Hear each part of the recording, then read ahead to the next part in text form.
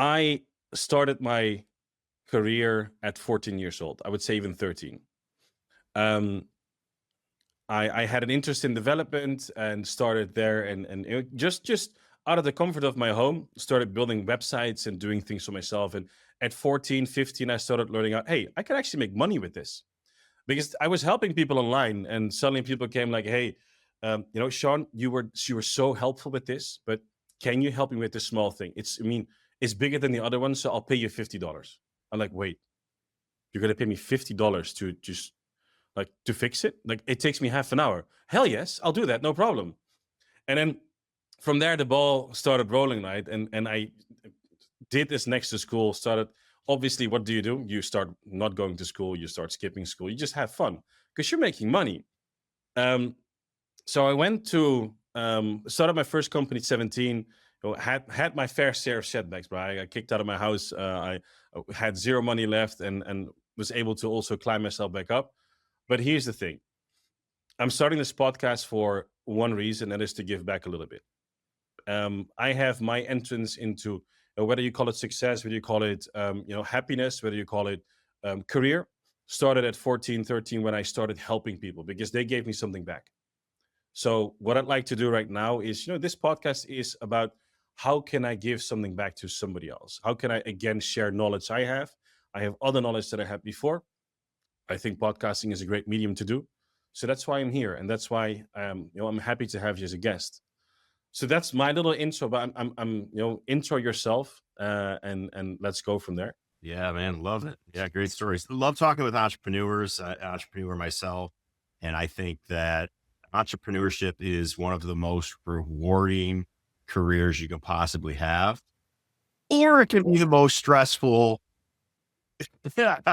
mind numbing career you could take. And I've done both. I've done it all in my entrepreneurship career, and so I'd like to talk a little bit about that. But yeah, so originally got into corporate America, moved up really quick in that world. And I remember thinking like success was like the business guys at the airport that were on their way to some business meeting across the country, living out of hotels and all that. And I was doing that. Problem was I was married and had two kids at home, and I was not seeing my kids, and I didn't want my wife to be a single mother raising these kids. I wanted to be a part of my kid's life. And an early dream that I had was to be an entrepreneur so I could be there, with my family. So I ended up leaving the corporate world and started flipping houses initially.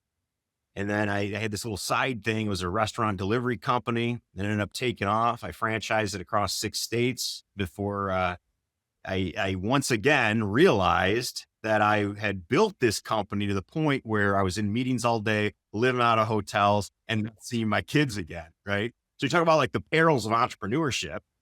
When I took a step back and kind of looked at it, I realized that I had this weird anxiety inside of me. And the only way I was feeling it was with work. Okay. And so I didn't want to delegate things off. I didn't want to automate systems. I wanted to work. And it was until I fixed that and said, no, you can't have your cake and eat it too. If you want to enjoy life, you want to be with your family, you want to do those things, you got to realize there's going to be times where you're quote unquote not doing anything. And you have to be okay with that internally. And I spent some time dealing with that and realizing that. So I sold off the food delivery company, sold to delivery.com, and started the tech side of my business. And I decided, hey, I'm going to do things differently. First and foremost, I'm going to work from home. I want to be there with my family, and I'm going to build a team around me to help scale it. Not only was I successful in this endeavor, but I had the most success because now this company was not stuck with me blocking the growth of it. Right. And so it was, filling it with people around me and trusting and delegating them happened to take off. And TechStrip is one of my latest endeavors. It's a business texting company, and it's grown leaps and bounds over the last 5 years since we started. Look, that opens up a lot of questions, but I'm going to start with the one thing that I think every person just needs to hear. You cannot do it alone, right? I think we see and we think we have to carry the world on our shoulders and we have to do it ourselves. But I mean, isn't it nice to just work from home, spend time with the kids, and also, know that things get done even if you have a day off. Because I bet your ass, like when you were 20, you could handle it all, no problem. Maybe at 30 also, but I'm 36, bro. I can't keep up I can't do 80 hours a week anymore. I can't. I get tired. I need somebody I can rely on, right?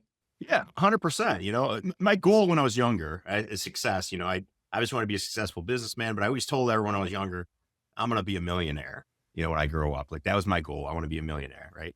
Well, I reached that goal. And then I was like, what am I still doing working 80 hours? I'm a multimillionaire. Why am I working 80 hours a week? Like, this is crazy, right? And so for me, yes, it was great to be able to delegate it off, but I had to do that mindset shift first to say, you don't need to burn the candle at both ends. You can enjoy life and family and working from home and things like that. And yes, absolutely. It's been an incredible blessing. And one of the greatest blessings that came from the business that I've built since then is that my employees, if they choose to, they can work from home as well. And so, having phenomenal, amazing, talented individuals that are also enjoying the quality of life and being there with their family as well is really, really a cool thing to have. And I hope more companies embrace that. And it seems like they have post-COVID, but I think that's an amazing thing. I think a lot of companies haven't really had to embrace it. I think nowadays you're seeing a lot of them also coming back and kind of forcing people to come back into work. But I mean, I've been a remote guy all my life, so I'm back in it. I believe you can find, a true talent anywhere in the world, first and foremost, and second of all, you can have them work anywhere in the world as well. You have to work on some team building exercises, even though it's remote, but you can still feel like a team. Um, in terms of like setting out that first step on, like, or changing your mind, like you said it right, because initially you were just working and kind of beating yourself to death, but trying to chase, whether it's a check, whether it's ambition, career, something you're trying to fulfill. Okay, clear. Now you're realizing, hey, I I can do I can kind of can do it different. Like, what was that switch? Like when you told me you had a delivery company, you sold that off, and you wanted to go into tech. TechStrip came out of that. Obviously, you want to hear a lot more about that. But what was the switch? Yeah, absolutely. So I saw my whole family workaholics, and I looked around at what I was doing, and I was telling my employees what I was doing all day. I'm like, why am I doing this? Why am I telling? Why they don't care? They don't care what I'm doing all day. I was like trying to validate the work that I Yeah, was, right? Like, nowadays we have Instagram for that. But yeah, I hear what you're saying. yeah, It's but I needed like this validation and stuff. This is not normal stuff. And so it was looking in, and then fortunately I have a great wife. We've been together, um, since right after high school. So over 20 years we've been together. And one thing that we have great in our relationship is honesty. We've always had incredible honesty with each other. And she's the one that calls me out like, hey, you are the CEO of this company. Why are you working so many hours? Why are you grinding out? Like, you just sold the company and exit. Like, why are you doing this? Why are you doing this? And she had to, kind of spurred that to look and go, yeah, what am I doing? So one of the early things I did on was just started tracking my activity. And now there's apps that do it. But when I started doing it, I started doing it with Notepad. Like, start actually looking into what am I doing? And when you start digging into it, you realize that a lot of the stuff that you're doing is just bullshit. It's just nonsense. The excess meetings, the excess emails, the follow-up, the busy work. And what I realized, and I'm sure a lot of people have realized, especially if you read like the 4 Hour Work Week or one of those books, if you go through and you really start distilling down the 20% that's giving you 80% of the results, and you really start focusing and honing in on those, you can become highly effective by eliminating all of the busy work and focusing on the things that get you the best results. And ultimately I joined that with the things that I didn't want to do. I hired people to do it, and they did it way better than me.